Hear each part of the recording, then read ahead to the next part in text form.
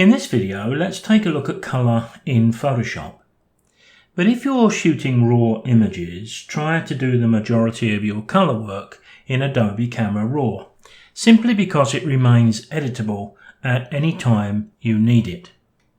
Now, having said that, I confess that I've often opened up a JPEG image that I created weeks or months previously, and only then I've decided, well, perhaps it could do with a little more colour editing. More saturation, maybe a little less. Now let's assume here I want to add a bit more colour in that window. I'm going to go to my image menu, adjustments, and we'll find a number of colour options here. The majority of these I'm going to have already used in Adobe Camera Raw. The only two I really want to look at here is vibrance and the hue and saturation. Vibrance first. We've talked about the difference between vibrance and saturation in previous videos. Here we've got a muted image, so probably the saturation is going to work best, but I'm just going to step it up so you can see the difference. Untick the preview and you get a before and after. Remember, of course, though, you're changing the colour globally, but here it's just affecting the window more than the rest because that's where the colour is. However, on this occasion I will cancel that. Another good thing to do, of course, just in case you do make a mistake or change your mind, is to make a copy of your layer thumbnail up on the right hand side. Now we can do that with a right click, but Ctrl J is a great shortcut. So let's look at the hue and saturation.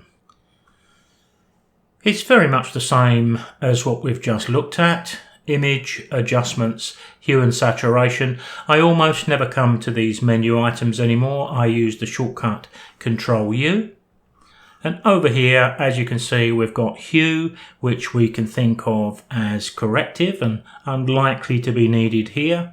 And we've got saturation. So we've got exactly the same as we had in the previous sliders.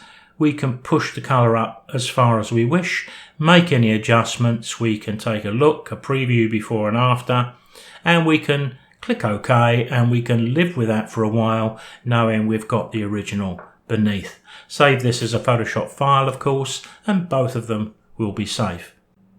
Here, as you can see, I've opened up a different image into Photoshop, and assuming once again that I see the need for a little more colour, or maybe a little less, it's worth mentioning that we can edit any image that isn't raw in Adobe Camera Raw via the filter.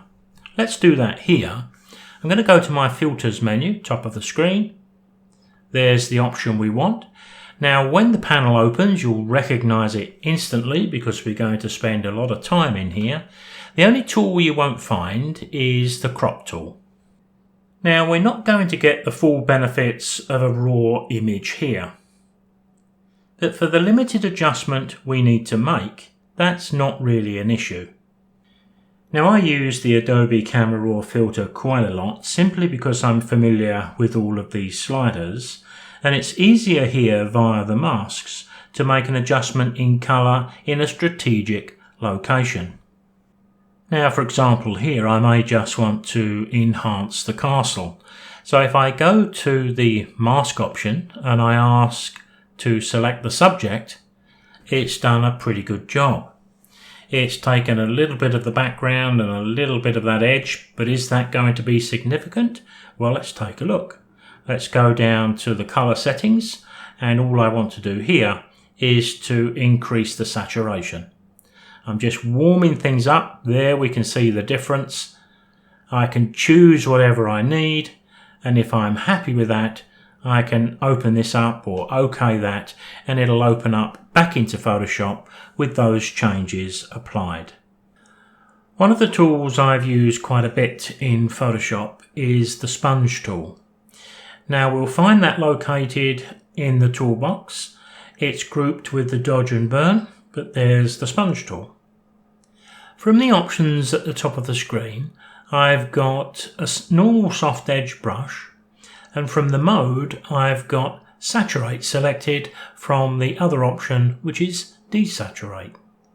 Generally speaking, I set the flow to around about 10%, We can do that with this slider. I'm going to make it quite high for the sake of this video, just so things move along a bit quicker. Now with this image, it was shot at dawn. The rising sun is just catching the edge of the rocks. So if I increase the brush, because this tool works on a brush, so we can use those square bracket tools, I can paint over these areas and I can raise the tones exactly where I need them.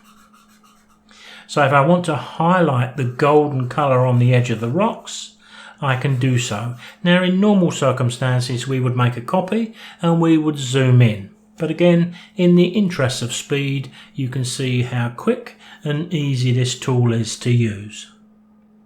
Here's another typical example. I want to increase the colour around the mouth of the bird here.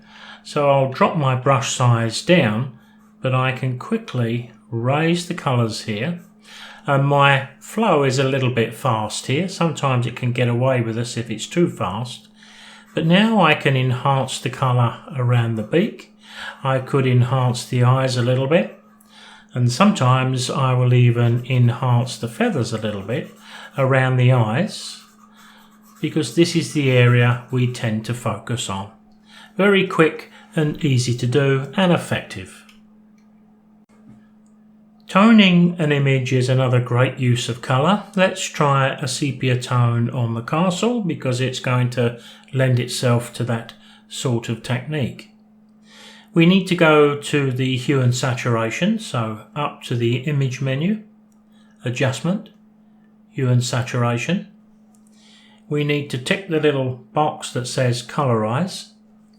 In the hue, we can just use these sliders, but I find that I get used to the values. So in the hue, a value of about 24 gives me quite a nice sepia. The saturation, of course, is a more personal choice. This one is more creative, but I like it to be slightly cooler, somewhere around 10. And there you can see we've got quite a nice sepia tone, and we can choose to lighten or darken it at the same time. If you like, you can untick the colorize and just see a before and after, but it looks pretty good. Now the sepia tone will work just as well from a colour image or a monochrome. If I hit Ctrl U, which is the shortcut keys to bring up the hue and saturation, we can do exactly the same as we did with the colour version. The hue was set at 24 and the saturation at 10, and once again we've got a pretty good result. Now this image was shot in winter, but we can give it a more wintry feel with a blue tone. So once again, either Ctrl U or Image, Adjustment, Hue and Saturation.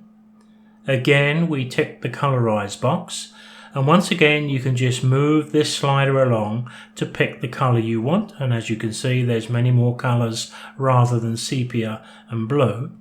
But I get quite used to the values here, which I like, and I know that 217 gives me the blue that I like, and then all I do from there is to adjust the saturation.